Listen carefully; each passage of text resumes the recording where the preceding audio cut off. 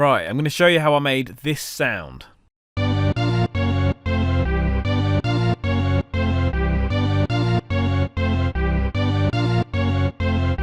Now this particular sound is a classic rave stab, and I have no idea where it originally came from.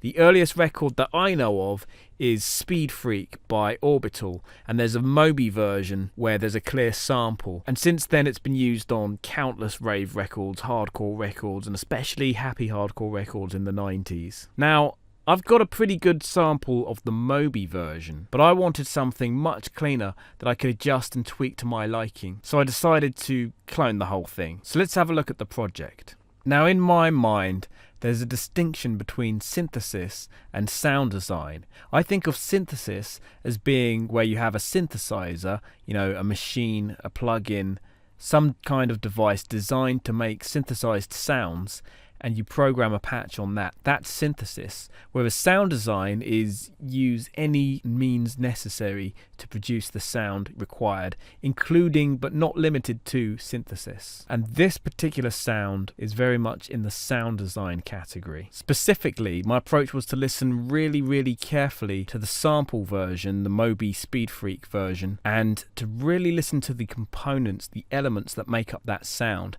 and try to mimic them. Now, I'm pretty sure I've used many more ingredients in my version than probably was used to create the original sound, but I don't care. My only objective is to make a sound that's as close to the sample as possible. Now the first thing that I thought I heard inside the sample was a piano, but it was in reverse, so I reversed the sample and I tried to copy that piano note, and it sounded a little bit like a Korg M1, but not exactly. So I started with a Korg M1 and I started to tweak it. Here's that piano note,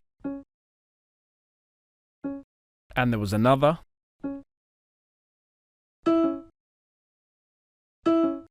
and some strings. I couldn't quite get the intensity of the strings that I wanted, so I started adding more layers, and some of these layers are actually synth layers, but they give the effect that I was after.